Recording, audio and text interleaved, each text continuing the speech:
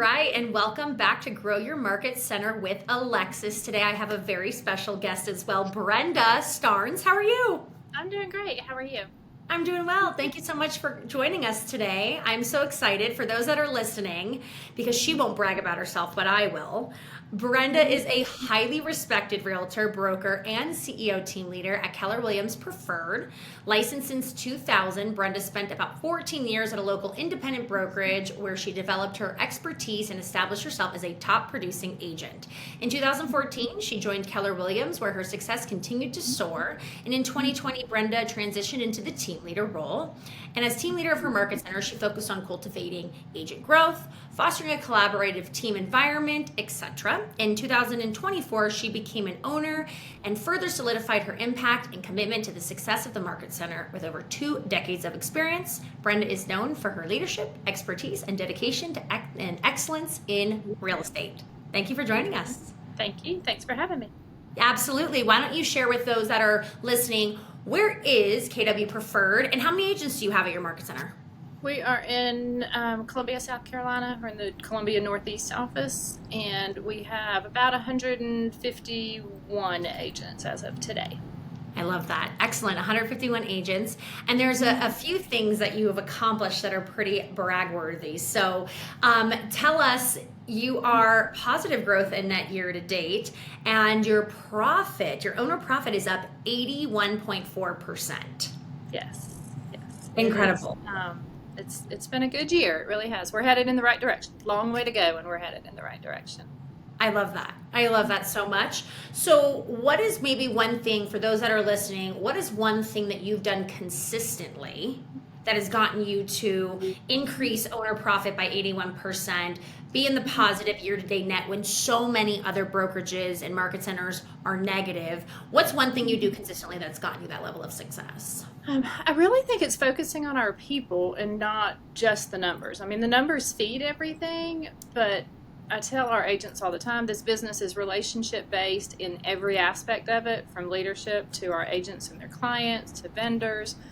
Just really caring about our people and loving on our people, and then they trust me to help them with their businesses and help their business grow. And it really helps building relationships with agents outside of our market. Yeah, I love that. What would you say is a piece of advice that you've received in this role that you cannot live without? Build the culture.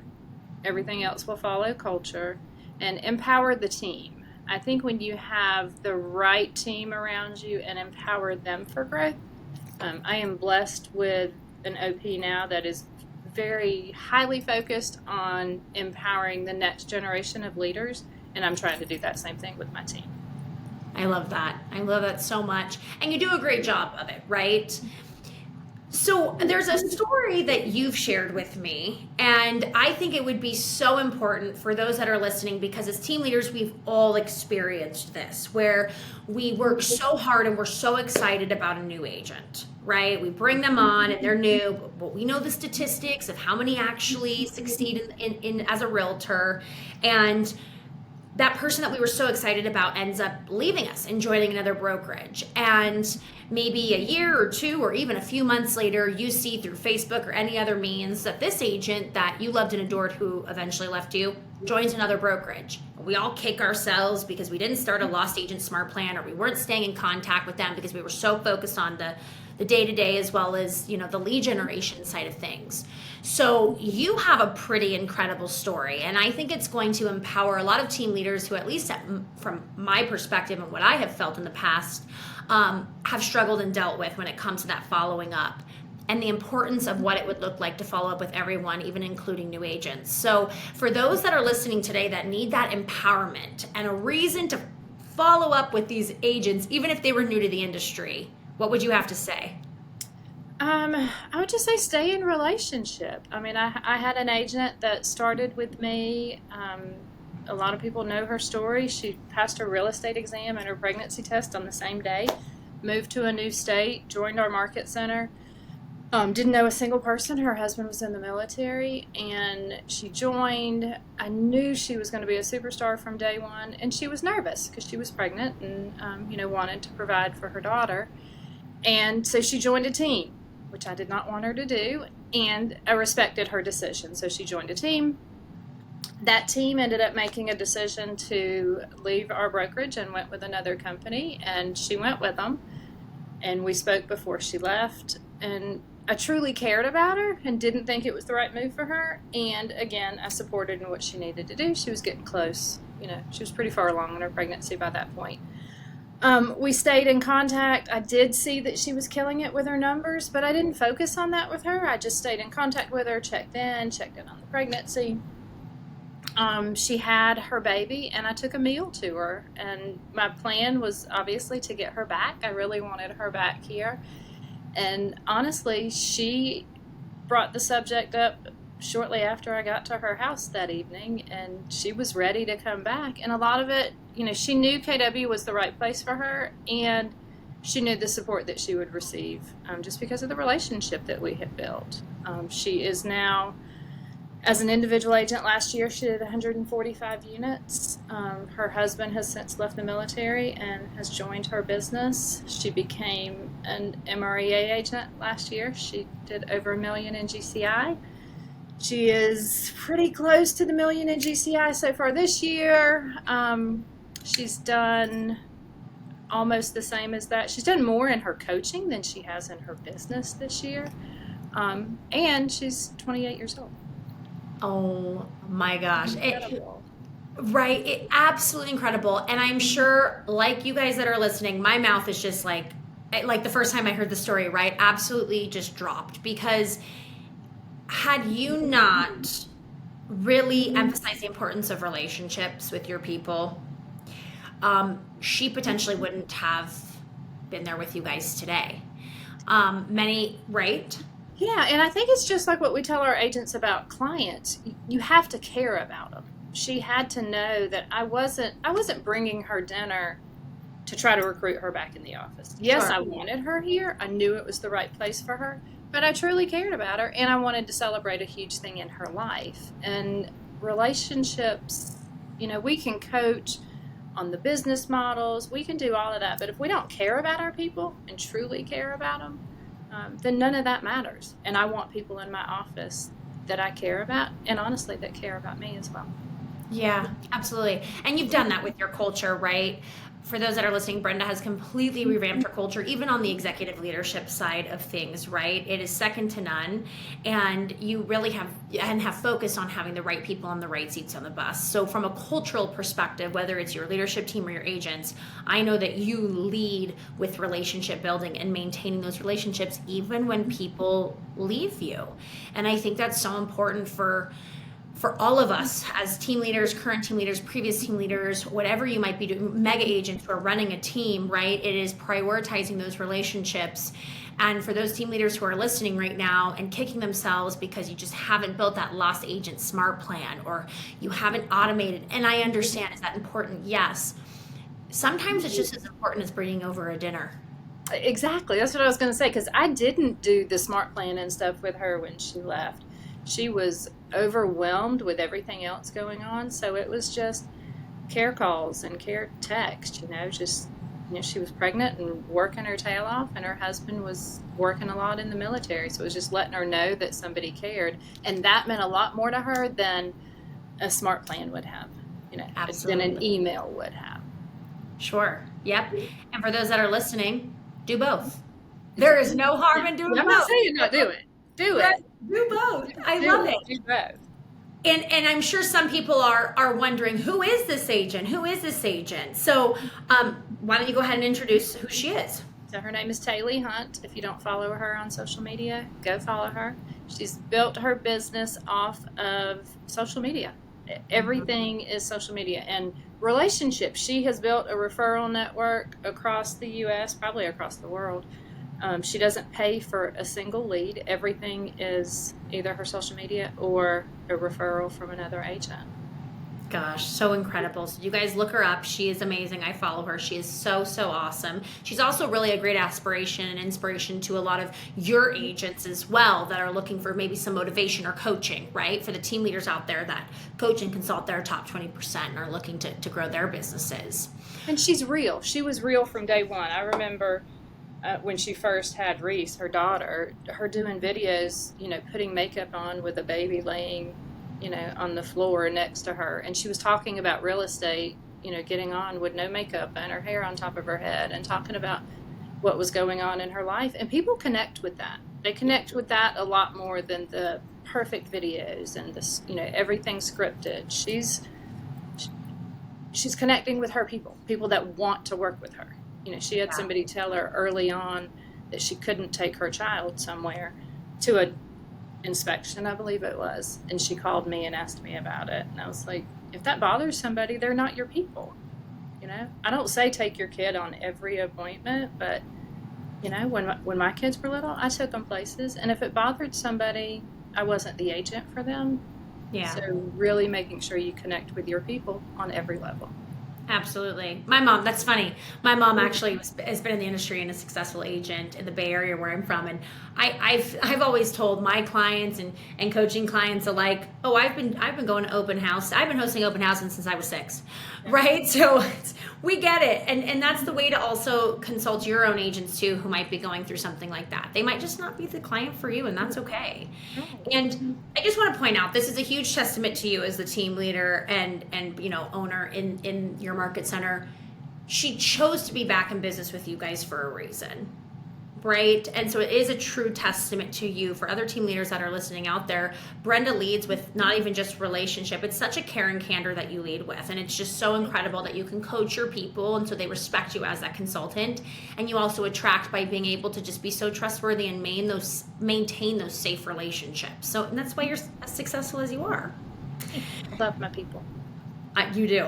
So for those that are listening, they're like, oh, it's all rainbows and butterflies over there for Brenda. No, it is not. Tell those team leaders and OPs and mega agents or whomever that is listening today, what is the biggest challenge you've had in this role and how have you overcome it? Well, I've had 2 pretty big ones. I started this role March 2nd, 2000. The very next day, COVID hit South Carolina. So this role that I was taking on that I never aspired for, it wasn't anything I wanted. I finally agreed after being encouraged a lot. I stepped out of production, took the role because there were lots of things I wanted to change in the market center, and I wanted to be a part of that. And the world flipped upside down. All my people went home. We couldn't see each other. We were still able to show homes, but our world was different. So COVID was a big one. And, we did, I told you, culture is huge for us. We did Thirsty Thursday Zooms, and, some people were home. A couple of us were in the office, and we would have wine or water or whatever somebody wanted to drink and get on and just talk about life. We did lots of things like that. We did parking lot get-togethers where we were separated from each other. But COVID was a struggle. I also am in a very diverse area, and I have a very diverse market center. I am very proud of that, and I'm very protective of that. So we had COVID, then we had the George Floyd murder.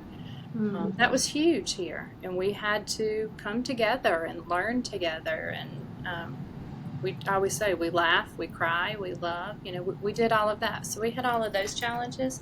And then I had what I would say was not a great leader leading me, and it was probably amplified by the fact that they could not be here when COVID hit either, because they lived out of state.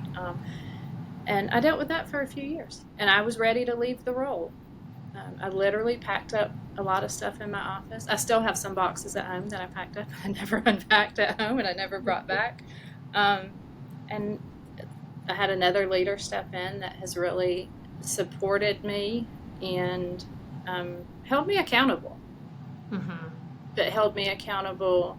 He's held me able, I would say. He's given me the tools that I need and the support that I need, and taught me the things that I needed to know, and let me get my people in the right roles. So it has not been rainbows and butterflies, and there's been lots of challenges and honestly lots of tears, but there's also been lots of wins, and I'm really proud of that. Yeah, as you should be. I'll never forget when we first met, right before we first started coaching together. It was right before you were about to leave. And I remember you saying like, if this works, great. I want it to, but I'm this close, and I have been this close. And like to see how far you have come and what you have accomplished has just been such an honor and a privilege. And I just can't wait to see what else is in your near future because you're just such a force. What is people? You know, I didn't want the market center to fail, and I didn't want to leave my people. And fortunately, they support me at such a high level. It would have really hurt the market center if I'd left, and I did not want to do that. I would never, ever want to hurt the market center in any way. So I stayed, and I have a great new leader, and then you and I started working together, and we've done some good things together. You really have. Lot more to do. Listen, there always is. There always is. Yeah. Well, leave those that are listening with the piece of advice that you'd give another team leader or OP right now. What is the biggest piece of advice you could leave us with? I would say if it's a new TL, and I just had a conversation a few weeks ago, I went to lunch with a new TL, and they were going into it trying to go straight into the role and start coaching. And I told them they haven't earned that right yet. Build the relationships. You know, you have to show people, they have to know that you're capable of coaching them. You have to have that validity. But they have to know that you care about them, and you can't just go straight in with business, because they don't know you well enough for that yet. So I would say build the relationships, and empower your people. Stay in your lane. You know, I was doing a lot of roles up until right before you and I started, and probably some when you and I started coaching. I had my hands in everything. Some of it was a necessity because we were short-staffed, but some of it, I was taking the power away from them by just doing it because it was easier for me to just know that in my mind it was getting done the right way. When in all honesty, it wasn't. It wasn't. I thought it was, but it wasn't. Yeah. So higher level delegation, trusting your people. If you don't trust them, that should tell you to question if you have the right people on the right seats on the bus, right? If there's any hesitation and leverage, that is a big coaching model that I, coach and consult to. If you are hesitant of leveraging to your people, as a leader, it's time to ask yourself if you have the right people on the right seats on the bus. And especially, as Brenda suggested, if you're a newer team leader, you might be just learning this and recognizing and trusting your intuition, and maybe just experiences that maybe you don't have the right people on the right seats on the bus. And that's okay. Taking care of that is important. And also what I heard you say is, focusing on building those relationships and not just diving right in to coaching and consulting your people, but first really getting to know them, letting them feel heard, building that space of trust. And I want to emphasize, I couldn't agree more. I want to emphasize, because I talk to a lot of team leaders who struggle with the mindset of, why would anybody ever trust me? Or coach and consult with me. I've never done that amount of real estate. And guys, just remember, a coach is somebody who can help somebody else break through their ceiling of achievement, right? Regardless of if you've done that role. What are you doing to empower yourself as a coach? It doesn't mean you've had to have done the same level of production, right? I always say, I'm sure the biggest people in the world, like for instance, Tony Robbins, right? He coaches leaders of every different industry. And it's not like he's been a leader in every single one of those industries, right? But he's one of the top coaches. So don't stifle your opportunity to coach your people after building relationships with them, even if you haven't done that level of production. Yeah. It's interesting. The last couple of things you said were things that you have coached me on. And when I was answering the question, I didn't think about that. The high level of delegation, I struggled with that a lot. And empowering people and making sure the right people are in the right seats. And, you've coached me through making a few of those changes as well. So thank you. No, you're the one who executes on it. It's all you. It's all you. Team effort. I love it. Well, Brenda, thank you so much. Thank you for joining us today. For those that are listening and want to find more of you, is there any sort of social media or anything that they can find you on? Yeah, honestly, I am not huge business-wise on social media. I do a lot of personal on social media, but not business-wise. But email brendastarnes@kw.com, and phone number is 803-243-5563. I'm happy to talk to anybody. Call me. Love that. Love that. For those that are listening, you can find me in the description. My website, of course, social media handles and everything will be down there. And don't forget to click that subscribe button if you like what you heard and you want more. Thank you again, Brenda. Thank you. Thanks.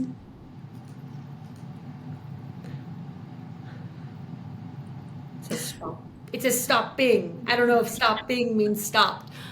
Let's see. Maybe they can edit this. I just realized I was looking at your face and not at the camera the whole time. So my eyes are going to be looking down. Oh, you're totally fine. I don't know why it's saying stopping. They'll clean it up. They'll edit it. Let's see. It's because it still says recording. Okay, you were amazing. Thank you. I'm also hoping that leave studio end session for all. Yeah, no, that's so weird. Are you blurry on your end? I'm not, but you are. Okay, weird. I'm not, but you are on mine. And I And was you like, keep freezing up. oh, okay. And it does say actual. Good. All